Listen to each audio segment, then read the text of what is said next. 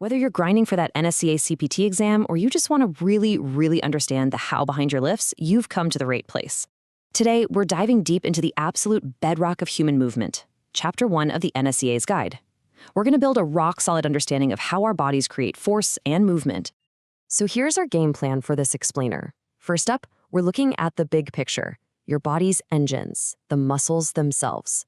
Then, we're going to zoom way in to see how they actually contract. After that, we'll talk about the command center, the nervous system, and the skeletal system that gives it all a framework. And finally, we'll put it all together so you can see how this science applies in the real world. All right, let's dive right in. We're kicking things off with a muscular system. I mean, these are the engines, right? They power every single squat, sprint, and bicep curl you'll ever do. Okay, so take a look at this. This image really breaks down the structure of a whole muscle. It's not just one big piece of tissue, right? It's way more complex. Think of it like a massive, powerful rope that's woven from thousands of smaller and smaller strands, all bundled together. So holding that whole rope together are three key layers of connective tissue. You can almost think of it like mission-critical packaging. You've got the epimysium, that's the tough outer jacket on the entire muscle. Then the perimysium wraps bundles of muscle fibers, we call those fasciculi, and then you go even deeper, and you've got the endomysium, this delicate layer wrapping every single individual fiber. And look, these aren't just for show. They're absolutely crucial for taking all that force the fibers generate and funneling it right down to the tendon and ultimately to the bone. Okay, so we've seen the big picture, the macro structure, but now we're going to zoom way in. It's time to see how this incredible engine actually works on a microscopic level. This is where the real magic happens. And I mean, we are going deep. If the muscle is the rope and the fiber is a single strand of that rope, well, the myofibrils are the individual threads that make up that strand. These tiny little components. These are the real engines of contraction. All right, if you remember one term from all the microanatomy stuff, let it be this one, the sarcomere. Seriously, this is the business end of the muscle. It's the basic functional unit where all the contraction actually takes place. A single myofibril is just thousands and thousands of these sarcomeres lined up end to end like train cars. And inside every single one of those sarcomeres, you find the two stars of our show, these two protein filaments. You've got the thick filament, called myosin, and the thin one, called actin. The way these two interact, well, that's the fundamental source of every ounce of force your muscles can produce. And this, right here, this is the sliding filament theory in action. It's such a cool concept. The myosin filaments have these little heads, think of them like tiny arms, that reach out, grab onto the actin, and pull. It's this microscopic tug-of-war, happening millions of times at once, that slides the actin filaments inward and pulls the ends of the sarcomere closer together. That's it. That's a muscle contraction.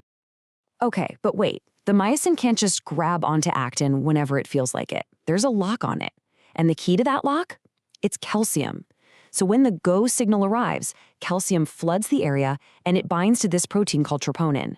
That binding causes another protein, tropomyosin, to literally shift out of the way, which uncovers the binding sites on the actin. So just think, calcium is the key that unlocks actin, letting myosin grab on and do its job. So that begs the question, right? How does the muscle even know when to release all that calcium?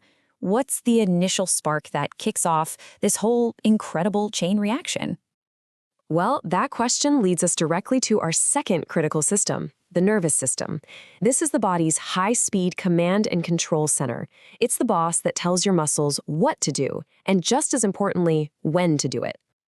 And the primary messengers here are these incredible, specialized cells called motor neurons. I mean, you can literally think of them as the electrical wiring of your body.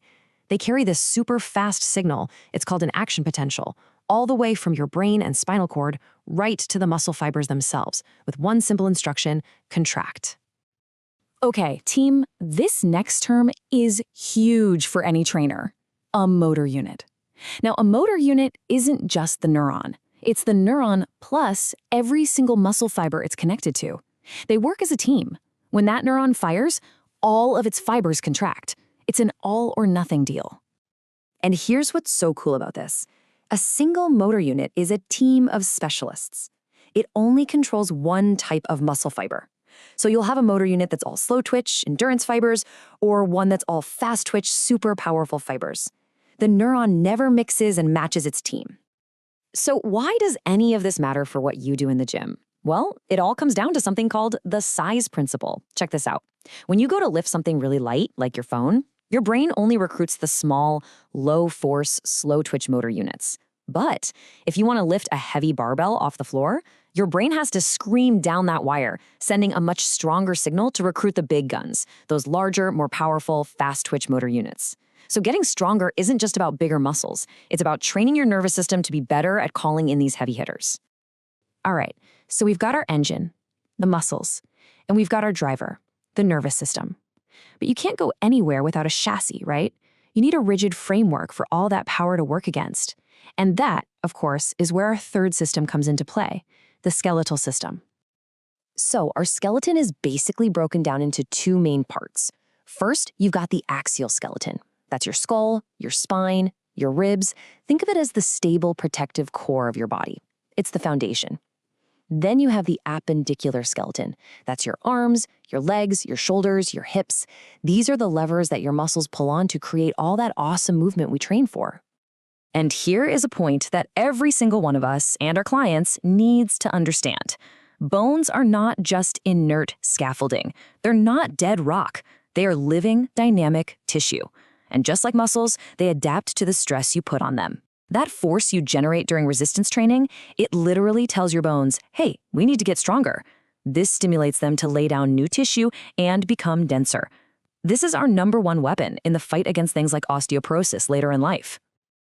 Okay, we've looked at the three key players individually: the muscle, the nerve, the bone. Now for the most important part. Let's put it all together. Let's connect all this amazing science back to what we actually do on the gym floor to get results. This table right here from the NSCA text is a perfect example of putting it into practice. It just lays it out so clearly, right? You can see how different activities demand different things from our muscles. You know, a marathon runner's success depends on developing those endurance-focused type 1 fibers. But an Olympic weightlifter, their sport is all about getting those explosive, powerful type 2 fibers to fire on all cylinders. And this is the why. This is why we learn this stuff. Understanding how the nerve, muscle, and bone all work together, that's what elevates you from someone who just counts reps to a true professional, a great coach. It allows you to move beyond just picking random exercises and instead start designing truly purposeful, effective programs that are grounded in the fundamental science of how the human body actually works. So let's wrap it up. It's really like a beautiful symphony, isn't it?